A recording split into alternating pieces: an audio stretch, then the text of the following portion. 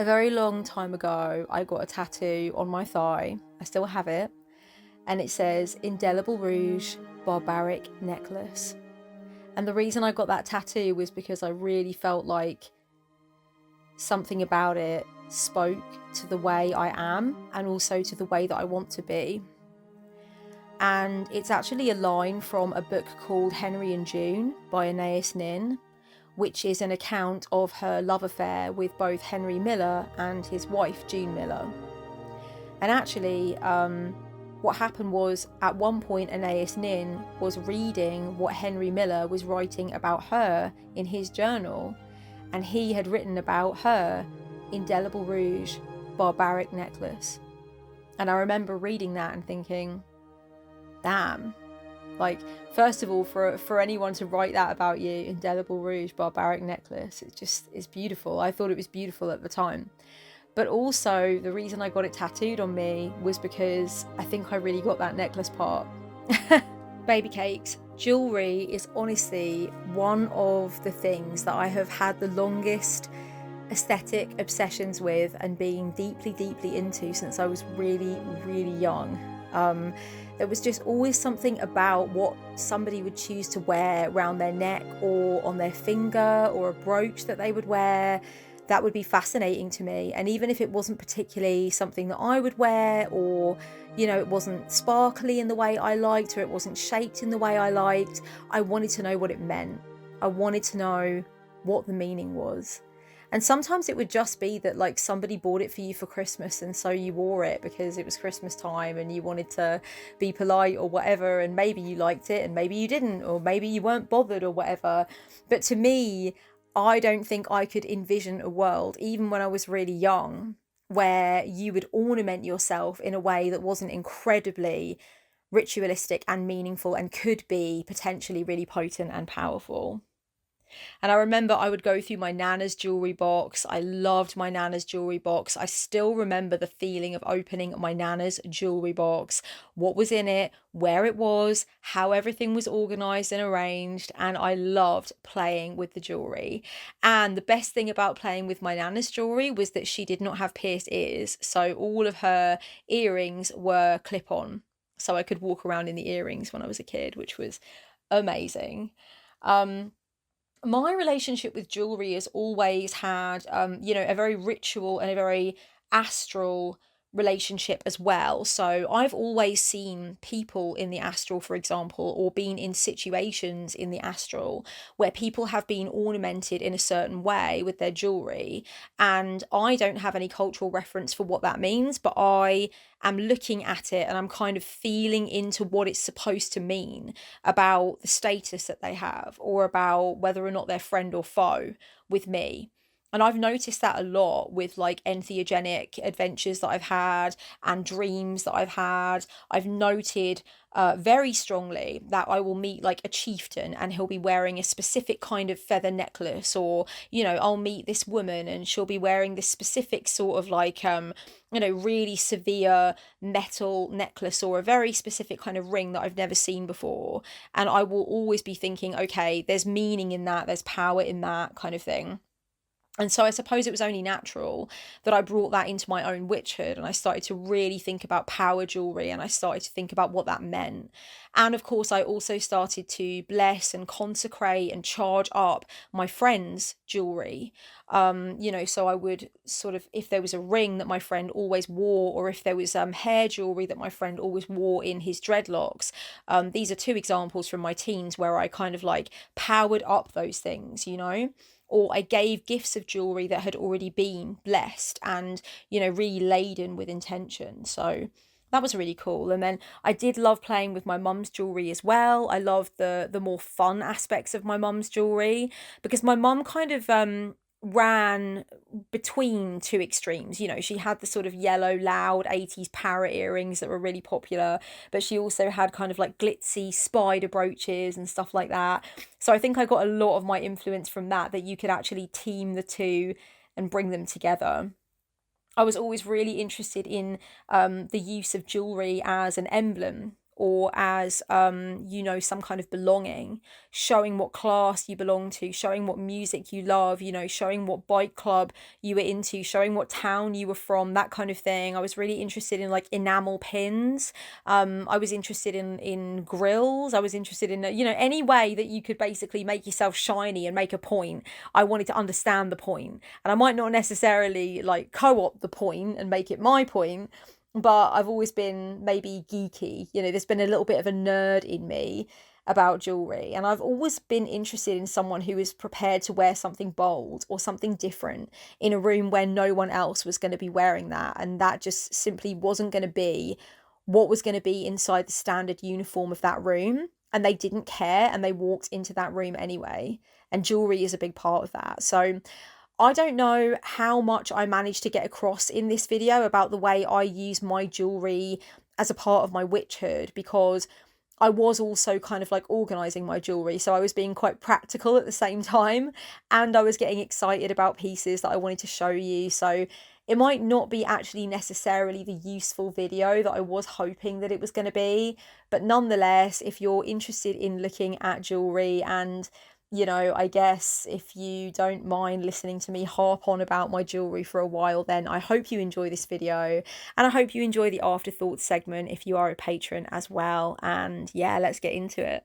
Hello my sweet Pop-Tarts, thank you so much for joining me for this video on my YouTube channel. It's going to be a little bit of a weird hybrid. So basically I'm going to ask you to slightly humour me as I go through a lot of my jewellery collection. I'm not going to say that this is the complete jewellery collection, but it's a lot of what I need to go through and organise and think about and just, you know, pair up and get together, because it's a complete mess.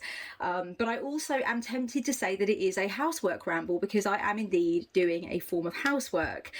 This is something that is a long overdue task that I really need to get done in my world. So you know, you definitely couldn't say that it's not a housework situation.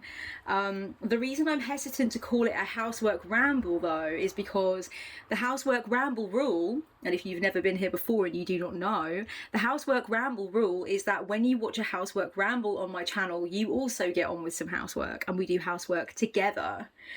So because there is just so much to see here, okay, and if you are anything like me and you love looking at jewellery, thinking about jewellery, just putting jewellery on, like messing around with jewellery, I know that this is just going to be a non-starter for you, and you are not going to be able to really get very concentrated on your housework, and for that I'm sorry. So I am going to call it a housework ramble, but I will forgive you if you actually cannot really do anything but look at the jewellery. Even if it's not your type of thing, you know what I mean? I like looking at jewellery that's not even my type of thing, that I wouldn't even, you know, go for or whatever. And I've got quite a, you know, quite an extensive range of things that I really love. But even for things that I just never would go for, I still would definitely just stop everything I was doing and watch. So if that is what you need to do and you cannot make this into a housework ramble for yourself, I am sorry. Okay, so what do I want to do first? Okay, I want to talk to you a little bit about why my jewellery is all over the place, while I just get it into a little bit of a better sort of situation to go through, because it needs to be gone through very badly. Okay, the reason that my jewellery can get a little bit haphazard in a way that my makeup doesn't, I think for some people who wear makeup, their makeup gets very haphazard, right? So you've got like creams all over the place, and you know, you've just got stuff all over the place, different bits and pieces. With me, it's not like that. With me, my makeup stays reasonably okay. You know, unless I go away on a trip, and then when I go away on a trip I might struggle to kind of like put back the things that I took away on the trip and sort of put them into my main makeup bag again. But mostly my makeup is orderly. The reason that jewellery for me gets to be a little bit like whoa, there's jewelry everywhere. There's jewelry hanging everywhere, over every lamp, like over your bed. It's in the bathroom. Like, what's going on? The reason for that is because I'm so intimately connected to my jewelry, and very often I have these little phases where I know that I want to wear the same thing for a while. And in doing that, I don't want it to get lost into the main mixes of kind of like little boxes and drawers that I have for things, because I am quite categorized with my jewelry, you know. I've got all my bangles in a certain place, I've got all my earrings in a certain place, I've got all my rings in certain places, and so if I want to wear something for a few days, or I'm really like having a moment with a piece, it will end up just being taken off while I'm having a shower. Like this sucker, this is my big St. Christopher pendant that I absolutely adore. I love it so much. What do I need to do to make it focus? I'm so sorry, darlings, I can't really see what I'm doing. Hang on. What do I need to do to make you focus? What do I need to do? It's a bit grubby, but that's just the C. Hang on. I think you do that, and then you do that. Kellyanne, you better learn quickly, because you're showing people jewellery like the whole time. Anyway, I've been having a moment with my St. Christopher lately, so that has been coming on and off every time I've been going into the shower. It's been coming on and off at night, because I don't really like to sleep in my St. Christopher because it's such a heavy chain, you know, so it just basically end up in a mess of crap with whatever else I'm using. This has been a rosary that I was using for the past few days for something I was doing at my altar, but I also sometimes would then kiss it at the end of the devotional and put it on.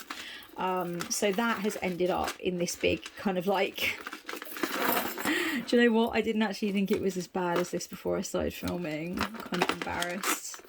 It's okay, it's okay. There is something vulnerable for me about showing you guys my jewellery and talking more about my jewellery, definitely. There is something vulnerable for me about it, and I did think about that before I started. I did think about like how this is not something I would ordinarily do on my channel. I did do a video a very long time ago of my spiritual jewellery, and I will talk a lot about the spiritual aspects of my jewellery in this video. But this time I did think, whoa, you know, this is really vulnerable of you, you know. There's a lot here that has got a lot attached to it for you. Okay, this is what I like to call a practice rosary, you know, the little plastic rosaries they give to kids before confirmation, to practice on, to learn the mysteries. I really enjoy them if I can find them, if I can pick them up anywhere, like they're offered at boot sales and things like that. I very much like a practice rosary. I have them in a few different colours, and quite a few of my subscribers have sent them to me, which I very much say thank you for. I really love these ones. I'm going to throw this over towards my Mother Mary altar, which is just over there. I'm not going to be doing a massive show of rosaries today, darlings, because they are devotional tools. I do consider a rosary different from jewellery, and I think you probably find that most Marian witches, or you know, most witches that use rosaries would say the same sort of thing. But what I did want to show you, what I really did want to show you, is I want to show anyone who hasn't seen it yet my favourite rosary of all time. This is so beautiful. I got it from the Basilica of St. Nicholas in Amsterdam. And I know that some of you have seen it a million times, and you'll be like, Kellyanne, we've seen this a million times. We know you love this one. But look at it. Oh my goddess, look at the roses. Look at the cross. Sorry, I haven't quite got used to the position of the camera yet and how to get things to focus, but I'll get better as we go along, darlings, I promise. This is my favourite rosary of all time. And the other thing I just really wanted to show you, I actually bought the box over in Amsterdam too. This is a classic Dutch print there. But the other thing I wanted to show you was that I wanted to talk to you a little bit about how people do change up rosaries and customize rosaries a lot. So if you wanted to work with a rosary but you are not Catholic and you in no way want to have any imagery that looks Catholic, you don't want to have like imagery of the cross, for example, or you feel that that is blasphemous or whatever, I just wanted to say that a lot of people actually alter their rosaries or pay other people to alter rosaries for them. And if you go onto the Way of the Rose Facebook group, I know I spoke a lot in my Marian pilgrimage video about Way of the Rose, the book. If you go onto the Facebook group, there are people showing the incredible customizations that they have done of their rosaries. Rosaries can have all different kinds of things on them. They do not have to be made just with like a cross, okay, at the end. So this is the coral rosary that I purchased during my my pilgrimage to Our Lady of Walsingham Shrine, and I've actually already altered it. So I've taken this medallion that I purchased on the day, and it is basically in reference to the vision that Rocheldis de Favershey had of the Holy Mother, and I have placed that on there instead of the cross. The cross is now nowhere, you see? Perfectly working rosary, no cross. Okay, I'm going to do something else with the cross because the cross was very beautiful. It is very beautiful. But this is actually, I wanted this to be more of a tribute to my time there and the fact that I went on the pilgrimage. So I just wanted to show you that that's possible as well. If you've been worried about working with rosaries or getting out your old rosary, please don't worry. This is what a lot of people do that really want to sort of work with their rosary again and pray the mysteries, or just do something different with their rosary. So I wanted to share that with you also. And also let me share this with you. This is just a really random thing, okay? A long time ago, like years ago, like probably 10 years ago, I found this rosary I think it was in a chat. Wait a minute, I want to tell this story correctly. A friend gave me it. I think a friend gave me the pink rosary beads, and she said, would you like these? There's no cross on them. I just found them in an old jewellery box. Would you like them? And I said, hell yeah, I'd love them, thank you. I'll find something to put on there. And a few days later, I'm walking down the street and this fucking gold cross is right outside my door. Literally, it's literally on the stairs outside the door pretty much, or in the driveway or something. I've told the story before on the channel in my original sacred jewellery video, which I will leave down below, which I made a million years ago. So you'll probably be able to get like a less exaggerated story from me on there, because I have Irish blood, and classically, you know, we do tend to make the wave bigger as the story goes on, so that 10 years later it was a tsunami when originally it was just, you know, a little bit of a whirlpool. But yeah, basically the beads came to me without a cross, and the cross was delivered to me on the floor. And to me, that was like a really beautiful, miraculous moment. So I wanted to also speak about that as well. I'm not going to speak majorly about rosaries, but I just wanted to talk about those few things. Okay, so I also wanted to let you know that I have been making my own rings lately. So I'm just going to show you them before I start putting things away and explaining to you some of the difficulties I'm having with putting things away and keeping things organised and stuff.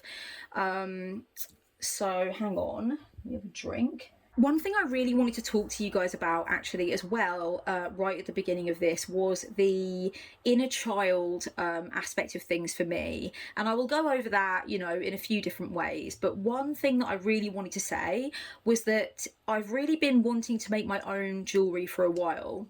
I've been wanting to make my own sort of really loud, leery jewellery that's made out of like toys and stuff like that. And so a while ago, I got myself a glue gun.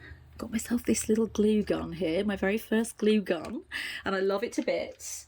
And I started making some rings, and I wanted to show them to you because I absolutely love them. I haven't made that many so far, but so far, like, this is basically what my 6-year-old child inside wanted me to make. So this is what I made. My 6-year-old child inside wanted to have like doll's head rings. So there we go, doll's head ring. How awesome is that? I'm really pleased with it. I just bought the ring backs off of Etsy, they send them to you in a pack of 10 or a pack of 20 or whatever. And then, yeah, you can just basically go wild with your glue gun. And then I made another doll's head ring as well. Oh, I think this one's a bit bigger. This one for the big finger. Yep, there we go, another doll's head ring. This is just really, my inner 6-year-old was like, can I please have some doll jewellery like this? Because when I was in high school, my best friend and I actually used to make doll jewellery like this. We actually used to do it to freak out the girls that would bully us at school. They would call us witches, and then we would go home and we would cut the heads off of our Barbie dolls and make, and the hands actually, and we would make head and hand jewellery and go to school in it to try and freak the girls out. And I wanted to go back to that. So I guess this is inner adolescent jewellery actually, more than anything. I found some cute little toys that I wanted to make into rings, and I think that went really well. Just anything you can find really that you can stick a glue gun on works fantastically as far as I can see. So yeah, I tried this as well. Hang on, I want to make sure, because I do worry if they're a bit delicate. None of them have broken yet, but like, you know, it's just a glue gun, isn't it? So I'm trying to be really careful, you know. Okay, so check out these two. I don't know who they are. I don't know what, I mean, I'm not sure if this is part of a series or a set or something. I'm pretty sure they are. But I love these. These are absolutely leery, especially this guy. So this also is very, you know, inner child type stuff that I couldn't find anywhere and I couldn't buy anywhere, you know. I made myself a Russian doll ring. I actually made this for myself out of a Russian doll key ring that I bought for myself at Izmailova market when I was in Moscow many moons ago. So for me, this is really an important piece because it's not just some random Russian doll that I bought, right? I bought it in Moscow and I bought it at a really specific time in my life. I just cut the key ring bit off the top of it. I used to wear it as an earring, so it's had several sort of reincarnations now. I've got the other one as a zipper for my medicine bag, so I obviously really love them. I'm going to call this one Lyudmila. And yes, I'm really happy with that. I'm really happy with this one. Okay, this one I think is very Marie Antoinette. I made this one as well. Okay, so this is basically, I bought a really cheap fast fashion ring, and I shouldn't have done. And I paid for my crime because seriously, like 5 minutes after I brought it home, it broke, and this is what it had on it. And I really liked it because I thought, oh, that's very like, you know, Rococo type of like Marie Antoinette, like, you know, let them eat cake or whatever. But it was really badly made. So I saved the jewel because I put it on my Mother Mary altar for a long time. And now it's fixed. Now it's fixed because I bought a little Etsy ring thing for it. Because I like my things to last forever. If I really love things, I want them to last forever. Lastly but not leastly, I did make myself a hell ring. So I did make myself a ring with the Hagalaz rune on it. So I can really recommend, you know, this. You know, get yourself a glue gun, make your own jewellery if you really feel like there's something out there that you haven't seen and you would really like to wear. I can definitely recommend this. There's one other thing I really wanted to show to you that I'm so sad I can't find, and it's basically like a Scrabble piece with cave on it, and it looks really rad, but I can't find it at the moment. But that's the other piece I made anyway. So I've been really busy with making glue gun rings, and that to me is something that, although it seems like just a really cute little hobby or whatever, to me there is a deeper spiritual meaning to that. It is allowing myself to come together in completeness. You know, it's not just about what is there for me on the market and what I can buy that other people have made and other people think might be a good idea, or other people might have tried to intuit that I would desire.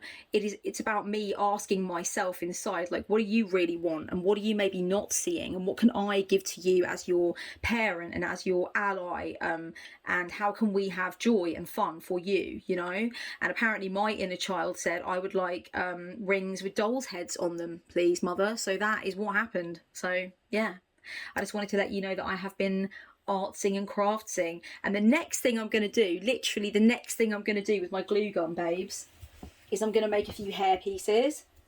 So I'm going to start with, I reckon, this gigantic flower, which came on a necklace that I had ages ago, and it was just too big. Like, it totally just like drowned my whole neck, and I've always wondered what to do with it. So I'm going to glue gun it to a you know, a hairpiece and make it into a hairpiece, because you know how I am about my hair pieces. So that'll be coming to a video near you quite soon. And I also am going to glue gun this little friend of mine to a hairpiece as well, along the whole side, I think, so that you can really like see him on the side of my head like my little buddy. Just little ideas, basically, just to give you a sense of what is possible. I guess this is kind of like an art witch housework ramble. What else could this possibly be? This is a bit of everything, really, darlings. It's just something I need to get done, so I'm just taking you with me whether you want it or not. One thing I will always say with jewellery is I never ever look at somebody's jewellery that they're wearing and assume anything about them other than what I think they want me to assume, because I think it's safe to say that they may want me to assume something about them from what they're wearing. They might not have thought of it at all. They might literally, their girlfriend or whatever might have just thought, oh, you know what would look cute on you, and just put something on, like, wear this ring, put this necklace on for this party, and it might not have been any deeper than that. But you know, most of the time people select their ornamentation quite consciously, and one thing I've always learned to do is to recognize that some ornamentation, when you see it, it really can give you incredibly deep clues about who a person is, but a lot of it is also just the glamour, you know, and it really is there designed to create a certain feeling and a certain emotion, and that's all it's there to do. And that doesn't make it deceptive, it doesn't make it unhealthy, I don't think. It just means that you're not necessarily going to get a great deal of information from the person from them wearing that. For example, in my little tangle that I was kind of embarrassed to show you earlier, I've got a cross here, I've got a white cross. I might very well wear that just on its own. I probably wouldn't wear that just on its own, to be honest. Look at it, it's asking for a little bit of you know, allies, a little bit of different things going on. But essentially, if somebody saw that, they might make the very mistaken, you know, assumption that I am a Christian, right? But actually, I just love that. I just love that cross. It's bold. I love the black flecks in it. I love the fact that I got it at Walsingham. I don't know, there's just something about it that felt very something. I don't know, there's something about it. It's just very blocky. It's like, what is it like? It's like a Rick Owens cross. I don't know. Anyway, whatever, I'm just talking crap. But somebody could get the wrong impression based on that, right? And if I teamed it with this, for example, that is in this little tangle, which, don't worry, I will be definitely off camera trying to sort out, because I do quite enjoy a little detangle. But I've also got a guardian angel in this little group of things. So if I wore them together, it might seem very obvious that I am a committed Christian, but obviously that's not the case. But I love this guardian angel. I picked it up for 50p in a charity shop. I have got massive bargain blurt, by the way, guys, so you will be hearing how cheap a lot of the jewellery is that I have purchased over time. This piece is from Cult Curiosities. It was a gift from Cult Curiosities, who I hope to work with more in the future. Absolutely beautiful piece. The skeletal hand there over the crystal ball, with the moon and stars. I'll leave the link down below for you. Yeah, this piece, literally this penny, this coin, it's got some South African stuff on it. It's like one of the South African heads of state from a long time ago, and then it's got, like, I think it's got a springbok on it or something. That is literally just the glamour, pure and simple. Like, I just think that makes me look money, so I like wearing that because it makes me look money. It glints, especially in the summertime when I'm at the beach. Like, I really like wearing that with my bikini or something. It just looks really, it gives off a certain look, you know. So it's, I have no care for it other than that, you know. These words spell out Spinoza. These words that I've used here, I'm always using different words to spell out, like bands or, you know, philosophers in this case or whatever. It used to get me into trouble when I was younger. People would always be like, take that Nirvana necklace off or I'm going to put you on detention. So now what do? I spend my whole time like making band necklaces and necklaces that kind of like spell the names of the people I revere or whatever. Okay. Now I'm going to do some organising. So this is what is going on right now. First of all, I'm going to organise all of my chunky rings away from my fine and delicate rings. I always keep chunky rings aside from my fine and delicate rings, and that's how it works. I may choose to use basically some of one and some of another. In fact, I quite like having one hand with chunky rings and one hand with like, you know, really delicate, oh, it's usually the other way around. That will be like the delicate hand and that will be like the kind of iris apfel type of arm with all the blocky stuff on it. But I have a way of separating out my rings. This might be really interesting to you if you have lots of different types of jewellery and you're wondering like is there a good way of finding things when I want a specific thing? Okay, so here we go. I'm going to show you how I divide out my jewellery. My rings first of all. Here we go. These are my rings that I have made. So this is the pot that I have selected for my self-made rings. I'm definitely going to keep them separate. And as they fill up, I will buy them like a proper pot that they can live in. But right now, because there's only a few of them, I'm just going to leave them there in that little pot. Everything else is either going to go into the fine rings pot, which is this Wonder Woman 3-piece pot that I've had for bloody years, 15 years, maybe 20 years, something like that. And then this with love box that was given to me. There was a gift inside it and I keep my chunky rings in there.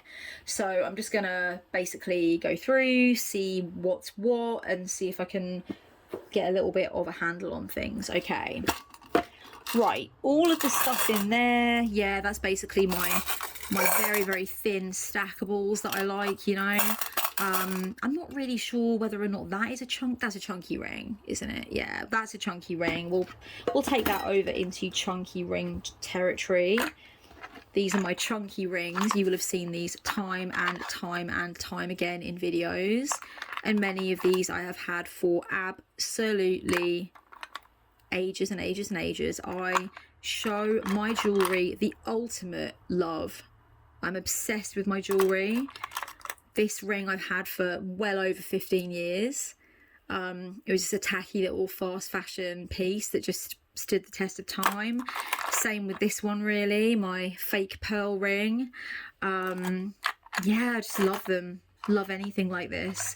I love this ring because I found it at a boot sale for like 20p or something like that, but it reminded me of the green ring that she wears in the film Stigmata, you know, with Patricia Arquette and Gabrielle Byrne. She's got a beautiful green ring in that and I always wanted one like it and it kind of just gave me that vibe. I love this. It looks like cut sort of like precious stone, but it's just plastic. Now here I want to show you that I do sometimes use a little bit of the old blue tack, okay? If I find a ring that I really, really love and it is just way too big for me. My best friend gave this to me for my birthday and he said, I know this is too big for you, but I found it in a vintage store and I knew that you would love it. And he was not wrong, so I just tucked a little bit of blue tack inside it and now it fits like a fucking glove. So little tip there for you. That one kind of reminds me of the sort of jewelry that like archbishops would give each other when they really should have been doing things like, I don't know, feeding their starving congregations or whatever. But every time I would go down to the catacombs in the, you know, sort of cathedrals in Europe and stuff like that, I would often see these collections of jewels that certain archbishops gave certain cardinals during their visits to the Duomo in Milan in like 14 what the fuck ever. And it was always like massive, massive jewels, huge rubies and aquamarines and stuff. And I was like, wow, this is just like so Catholic right now. It kind of reminds me of that. So I like it for that reason. It seems kind of blasphemous even to wear it, and I've put some blue tack in this one as well, but I've kind of got to be careful with this one because there's so much that you can kind of see it. I might have to get that one resized. I've also got some really cheap rings in here. Like, I really enjoy rings that you just get with little like manga magazines and stuff like that. Like, I really like that ring. Again, there's a glamour, you know, people see it straight away and make their own associations. What is this woman trying to do? Is this a pretty thing? Is this a girly thing? Is this actually like, is she trying to convince me that this is expensive? Should I follow her? Does she know where the rave is? Oh, I knew this was going to be a ridiculous video. I'm going to put it up though. I don't care. I actually don't care. Is there anything else I can show you guys? Oh my god, I've had this ring for ages. Again, it's just ridiculous. It's got all these fake diamonds and fake cut stone, but it's just plastic, you know. I love anything like that that plays with complete opulence, you know, like this ring also plays with total opulence. It's like you're playing as a child, you're pretending to be the queen, you know, but you also see it right across the other side of the room, so it really oozes confidence, and it says, I'm comfortable with who I am, and it says, you know, I chose this. I could have chosen a little silver thing, but I chose this. Hello. This might as well be a light all by itself in the room kind of thing. So I really love it for that reason. And if I'm not feeling confident in a situation, or if I'm feeling a little like unsure, you know, or whatever, and I look down at what I've put on, you know, like this one, for example. Oh my goddess, look at it. I mean, it's so soothing, it's so regal. Like, that's the kind of thing that is, to me, that's armor. It's beautiful, and it's kind of like, you know, it's got a mating ritual vibe if you wanted to attract somebody, or if you want to look beautiful for an evening out or whatever. But it's also something you look down at and think, well, you just recenter yourself with those colors. Look at that. I mean, it's like it reminds you of who you are. And a lot of the jewelry that I own is about reminding me about who I am, you know. This one is definitely that. It's like I'm like, you know, a fucking like really old French Dao fan. Like, I live here at the Versailles. Who even are you? I'm joking, guys. But I'm talking about the glamour, do you know what I mean? Like, I think jewelry helps with that kind of thing. I want to say that these three rings, if I can find the third one, maybe it's not here. Maybe it's not here. Oh no, cut that bit because it's not there. Damn it. Never mind.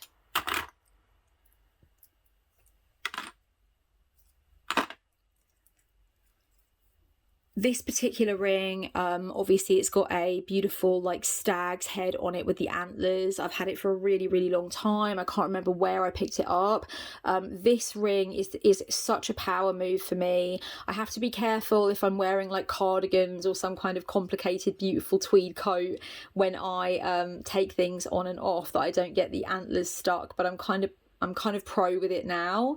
But this kind of ring is what I'm talking about. It's a power move. It's something that you use as a witchy tool. You know, this to me is a witchy tool. I have worn this during ritual. I have worn this when I felt like I might see my ex in a social situation. I have worn this when I had to be in a leadership position and I was nervous to be so. I have worn this when I have been leading workshops, you know. So it's really being very conscious of why the jewelry I'm choosing, why the colours I'm choosing, you know. So let me keep going through. Yeah, for some reason I'm not seeing very many of my thin stackables, which is what these boxes are supposed to be full of, my sort of more thin stackable pretty rings. So I'm gonna have to have a look around. I'm obviously missing them. This will definitely go into the more chunky ring box, and this one definitely also, that you would have seen many times, goes into the chunky ring box, and I really love it. Okay, You know what? We might need to have a chunkier ring box, honey bunnies. I think we need a bigger boat. Definitely. But the Wonder Woman jar is worrying me because it usually has lots more pretty little things in it. And in fact, there is one silver ring in particular that I have been looking for. It was a present from my father when I was about 14 or 15. I know I've got it somewhere and it's really beautiful. And there's another couple of little rings I've been looking for that I expected to find in here as well. Hang on. This is what I mean about making sure that you have these little moments where you organise things. Make sure you've got your jewellery where you want it, because I'm not seeing what I need to be seeing. No. The 3 rings that I really want to be seeing that should be in there in my fine ring tin are not there. So maybe I will find them during the rest of our travels, but maybe it will be a case of going through bags and things like that, because sometimes if I stay at somebody else's house or halfway through the train journey home, I will take rings off and put them in bags. So it will be a bit of a bag search situation at a certain point. Okay, so I've got my chunky rings. I've got some problems with my really beautiful sort of thinner silver and gold rings. There's definitely some stuff missing from there, so I've made a note of that. I've got my rings that I made myself recently, so I'm going to put that all to one side. So that's ring organisation for now. Now, you know what I said earlier about how I wouldn't really judge somebody's I wouldn't really judge much about someone's character by their ornamentation, because so much of what people wear with jewellery really exudes what they want you to believe about them, what they want you to think about them, you know, what they want you to assume or know. But a lot of it is also, you know, just the glamour. Basically, it's just, it looks nice, or it kind of gives off an idea that is not really even the truth, you know, actually the glamour, like that's what it's for. The things that are truest about me that I wear, I think, are the big bad, like I want to say barbaric, but like, you know, the reason I want to say barbaric is because of the quote at the beginning of this video. Really, I don't find these pieces barbaric. I find them absolutely like beautiful and not scary, but they could be scary if you're a certain type of person and you don't know how to deal with somebody that wears this kind of stuff. Do you know what I mean? So the truest that I am in my ornamentation, when I like select jewellery, oh hang on, the truest that I am is like with this stuff, okay? So the big, chunky, loud, leery stuff, okay? Like this to me is the truest version of myself in jewellery. I'm pretty sure that I've got everything where I want with this, so I'm just going to talk about it for a second. For those of you who are interested in jewellery as a kind of, you know, I don't know, as a ritualistic thing, or as a kind of like, as something to give you power, I'll talk about it for a little while, but basically this is all organised pretty much how I want it. This is a box file. This is the top of a like box file set, because you need a lot of room to get all of this stuff in. But basically, yeah, it's this kind of stuff. Like, I love massive, full-on, chunky chains. I love you know, really obnoxious, you know, I don't know, you can see it from the other side of the room, make no mistake about what it is type of jewellery. That's what I love. And if I can layer it up, if I can put loads and loads of it on, I will. So yeah, I guess let's go through some of just my absolute favorite parts, favorite things I've had for a really long time, and some things that I think you guys particularly will appreciate. First of all, this is my newest necklace. This was sent to me by a subscriber, a very dearly beloved subscriber, as part of a kind of Halloween set a few years ago, and they all were kind of like hanging sort of decorations, and I decided to take this one and put it on black thread the other night and actually make it into a necklace, and I absolutely love this necklace. I can't wait to wear it in a video soon. I can't wait to wear it everywhere soon. I was going to put some stars or glitter or like little beads on it or something, and then I was like, no, just leave her be. She is how she wants to be. So that is just, yes, beautiful. What else? I've had these teeth with braces for a really long time.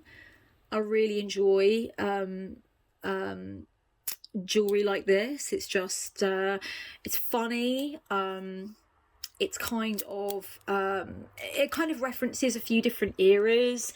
It references like a specific time in the hip-hop era, specific time in the 80s, specific time in the late 90s, early noughties. It represents do you know what, I'm not going to go on about it too much. Like, look, who wouldn't want to wear that? It's fucking amazing. This is really cool. I got this from a maker on Etsy called Rainbow Mermaid. She doesn't seem to make things anymore, but I got this amazing like raver, suited and booted raver girl necklace from her, and I really love it. It's really just big and obnoxious, and when I wear it I just feel like dancing, which is mostly what I do in it. What else? I've had this one for ages. This one looks pretty tired now. I really should give it a clean because it's made of material. These pieces are made of material, but I really love that. I love things like this. You know, these big sort of talks almost, you know. There's a piece here. Here we go. This cross I love. I have had this cross for about 20 years. I bought it from an artisan maker in Berkhamsted in the UK. I've had it for about 20 years. It's kind of flaking now.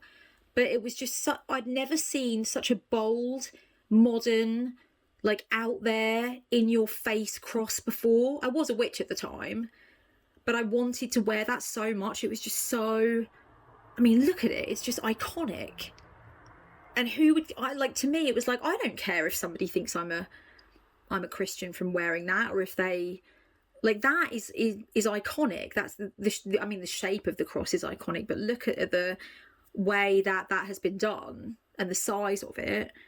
I bought that a long time ago and I was a teenager when I bought it, and I really didn't have that much money, but I loved it, and I wore it all the time. So I'm gonna leave that out because I feel like I want to give that some love. I'm gonna wear that soon. I've got a lot of these kinds of things that looks like candy that, you know, you could just eat. Anything like that I love. This is vintage, and I probably should be more careful with it, but I try and be gentle with my jewellery, but there's so much of it, you know. I like really weird pieces like this. I think is very witchcrafty. This looks like something that a witch wears right before they do something like really fucking serious. I mean, you know, like this looks like something that they take out and put on before everything starts to get different and the paradigm shifts.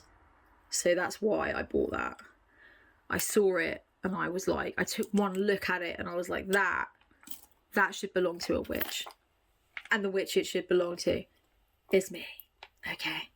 I had the pennies that day, darlings. There are so many pieces in here that have made me feel hard as fuck over the course of time, or just like, I don't know, different to everybody else in the room, you know. I love this piece. This is beautiful. It looks really old. I don't know where it's been. I don't know its story. I bought it secondhand, but it looks to me like it once belonged to some really important like priestess kind of thing. I love this one because it's really, really chunky pearls, but it's also got a ribbon so you can make it into a choker, and it just, you know, really stands out for that reason. This one I absolutely love. So this necklace I've had for years and years and years. Yes, guys. I love this because it reminds me of The Village. It reminds me of the claws in The Village. I really love the film The Village. I don't give a shit what anyone else says about The Village. I fucking love it. I think it's a great movie. And I saw this and it reminded me of the claws, you know? And I love that scene as well, when Lucian comes to save her at the door, and that amazing Hilary Hahn score. So I saw that and I was like, oh, that reminds me of Those Who Shall Not Be Named. So it reminds me of The Village. So, but look at it. It's you know, that's what I think Henry Miller meant. Indelible rouge, barbaric necklace. He meant something like that, something people wouldn't forget, something that looks like it could double up as a weapon, you know. And that's very much what I've always loved and been into, you know, these great big beads and whatnot, and just things that you wouldn't normally see. I really love this one. Really, really love this one. This has more of an Indian vibe to it. Really beautiful. One thing that's super glamour about me that I think is I like to wear jewellery that makes me feel very hard, like I could win a fight. And that is very glam, you know, that is the glamour. That is like the, you know, the fucking glamour as in magic, because I could not win a fight really. Well, I mean, you know, it's complicated to explain. I don't really have very much flight in me. I have a lot of fight in me, but I am only 5 foot tall. So if I'm dressing to make myself look particularly hard, you could say that there is something rather sort of glamour magic about that in a sense. I really like this. I think this is very Boudica. When I first found this, I thought, yeah, that seems like some kind of Iceni shit. I definitely want that. I really adore this snake chain. Cost me £2 this. And this is chains that are like really, really popular. Really popular in England. Always love wearing chains like this. A lot of my male friends wear chains like this. A lot of my male friends envy this chain. In fact, some have tried to take it. There's a poem on my IG called Snake Chain, and it's about this chain around the neck of a particular man who did not try to take it, actually. I just kept putting it on him.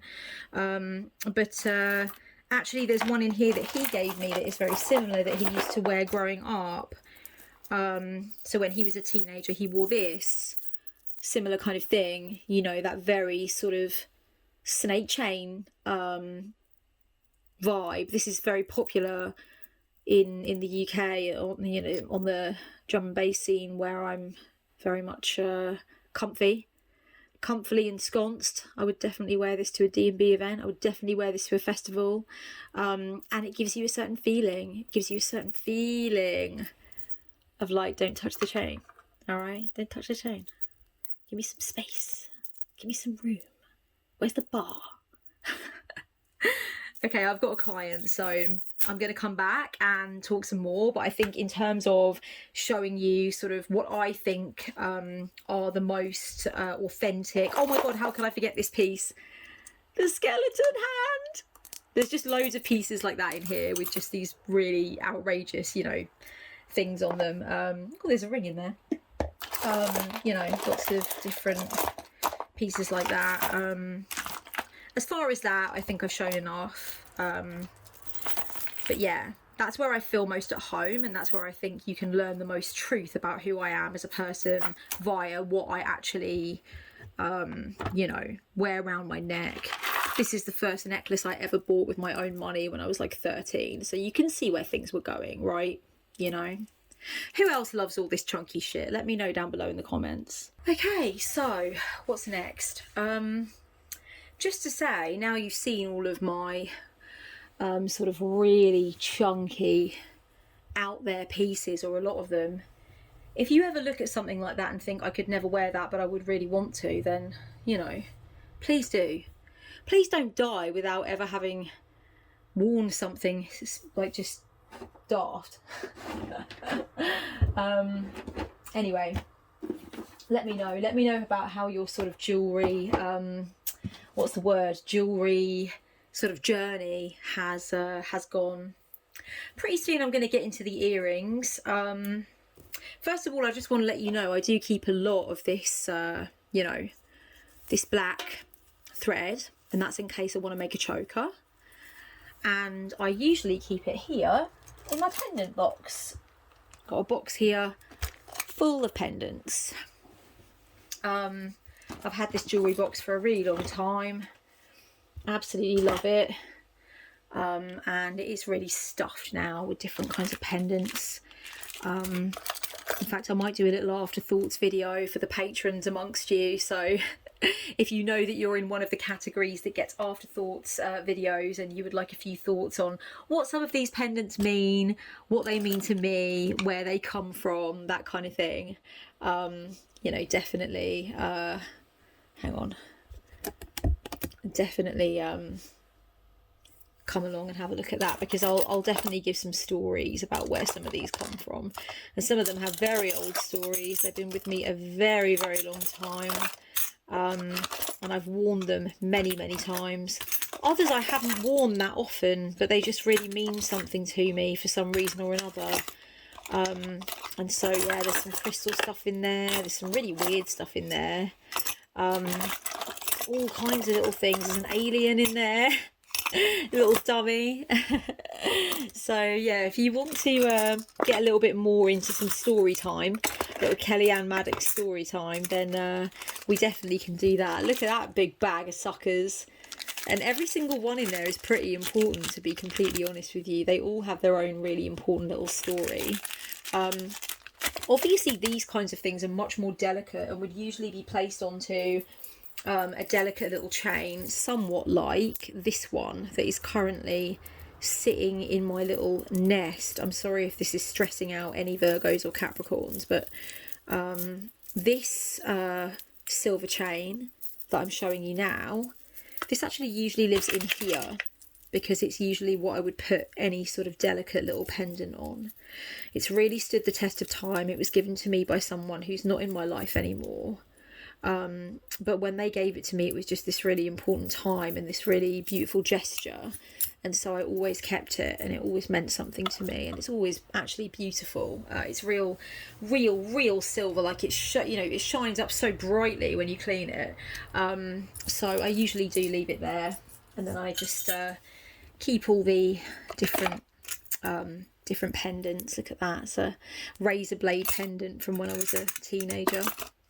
I still do wear a razor blade pendant actually, but it's a bit different. In fact, I wonder if I can show you the one that I wear now, which has got quite a different vibe. So this is the one I wore when I was a teenager. And the one that I wear now, where is it? Here we go. So there's one that I wear much more frequently, and it's in one of these bag sort of protectors, and it says the light enters you. And I bought that for myself once randomly. I decided to have because I really love the look of the razor blade, and of course, as many of you know, I did have a long and unhealthy relationship with it. So I decided to have a razor blade made for myself that says the light enters you, which is from the Rumi quotation, the wound is the place where the light enters you. And I just think that's so beautiful. And I've also got in here my Empress pendant. So I've got an Empress pendant as well. So I've got lots of different bits and pieces, darlings, that are important to me, and you know, I really have given a lot of thought to over the course of time.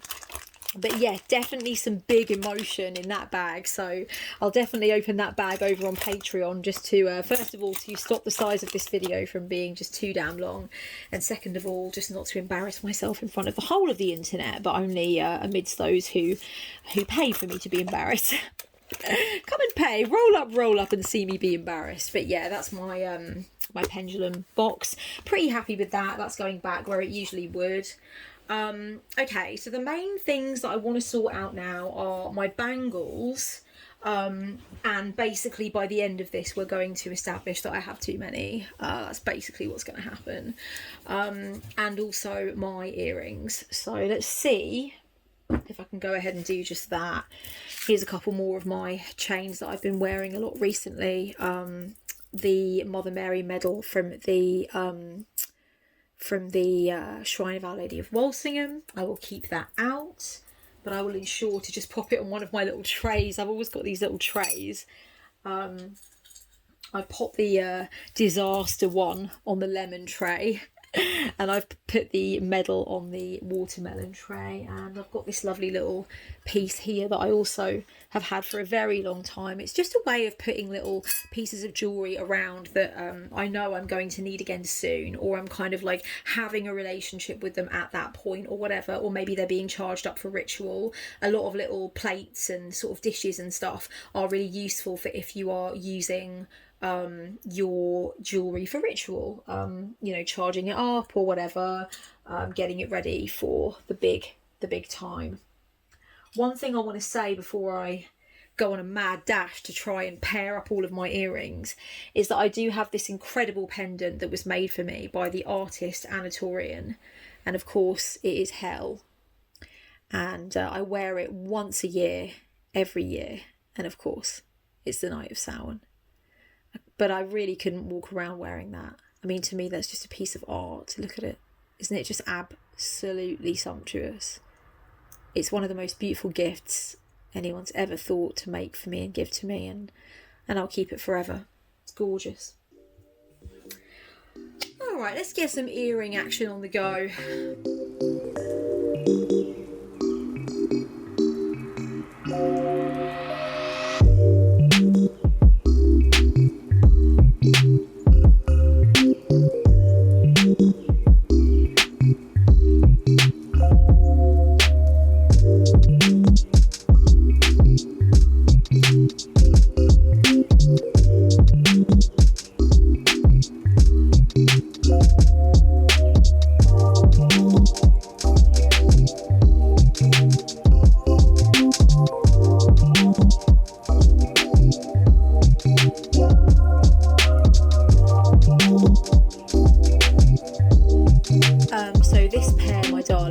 Given to me by my mum as a special present.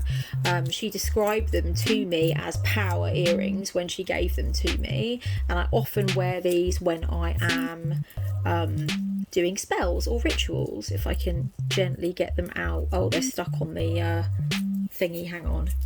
Oh, I really want you to see them. They're very different to what I would ordinarily wear, but I think there's something quite nice about that, and I like the fact that my mum saw them and thought, my daughter needs to be wearing these while she's like fucking shit up and taking names. So I often do.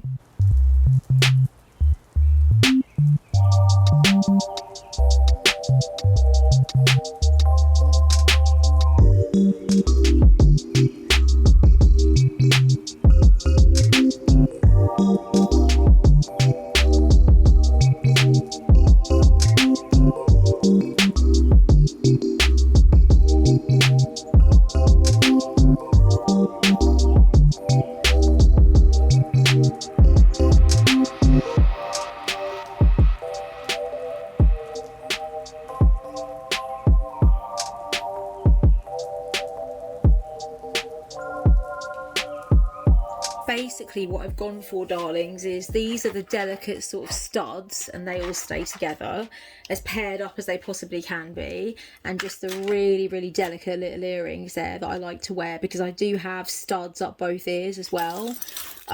These are more the just sort of middle of the road, like middle-sized earrings that I still really love, but they're just basically a little bit more subtle. And then these ones are for the really big chunky monsters. So I guess they would be a bit more subtle. They would be a bit more subtle, I suppose. They're definitely a bit more subtle. That's definitely more subtle. I think these are more chunky monster. Yeah, they're definitely more chunky monster. So yeah, it's just a question of sort of deciding on the style really. And then when I know I want a chunky monster pair, I go to this box here where all the chunky monster pairs are. Or then if I want to go for something a little bit more demure, I go there. And then if I just need studs, I go there. So that's kind of how it works. I've got a little bit of finishing off to do, but I'll spare you that. But yeah, it's an interesting thing to sort of divide earrings into, you know, your really basic tiny little pieces of stuff, and then really your massive huge, like, you know, fucking statement pieces. Very funny. I don't even know if I want to do the bangles now, darlings, because there's just a ridiculous amount. I don't know if it's going to make the video too long, but basically I need to go through all of these, all my big bangle collection, and there's also a big bangle collection in here as well, and also more delicate bracelets. So hang on, yeah, more delicate bracelets here as well, and then the big bangle collection here too. So it's just like, oh, do we want all of that? But basically you can see that I'm quite dedicated to my jewellery anyway, and a lot of these pieces are power pieces. A lot of these pieces are pieces that I would, you know, wear on a specific occasion. I would wear to give me a sense of luck, or to give me the edge, or to give me a sense of sensuality, or to give me a sense of protection, all of that. In fact, my latest piece of jewellery that I own was bought for me as a birthday present by my best friend. And look at it. Look at that. I mean, he knew when he bought that for me. That was power jewellery all over. And when I opened it and saw it, I fucking cried. Like, it's just so me. So yeah, it's really beautiful. I'm not actually sure. I'm not actually sure in the end what the sort of usefulness of this bloody video was, because I've still got in here lots of the sort of more well, I've got a lot of like delicate chains in here with delicate things on that I was going to go through as well. But like, oh my goddess, I just don't have the time for all my jewellery. I feel like I've already made this video just a touch too long. So I'm sorry, darlings, for those who are hoping for a more coherent talk about how to use jewellery for, you know, for power or for glamour. I think the only thing I've really managed to show you is that I do that a great deal often, but I don't think I've really managed to fully explain how I've done so. I've just shown you a load of fucking jewellery. So hopefully this will just be interesting for some people and maybe not so interesting for other people. Couple of things I'll show you though before I say goodbye. The first thing is that you do have to have travel things when you go away. If you're a big jewellery person, if you're a big jewellery witch, you got to have your travel things. This is my latest one that I really love, because you can actually unhook these two bits and slide all of your rings along there. So there's room for plenty of rings, and then you've got a little pocket in there, little pocket in there, and then you've got a massive pocket that goes all the way down to the bottom for like your big chains or whatever you want to use. So something like that is ideal if you know that you're a mystic or a witch or a fashionista even, who just like does not like parting with much jewellery and likes to make sure they can go away with plenty of things. And then I reckon the Pierre la Resistance, darlings, this is one of my favourite necklaces of all time.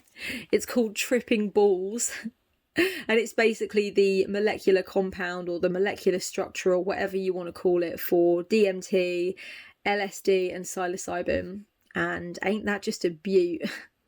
If that's not a piece of power jewellery, I don't know what is. Okay, there was so much more I could have showed you. Oh, it's so frustrating. I did not realise that this could actually be a series, but I made it as one video, so fuck it, we're just going to have to go with it.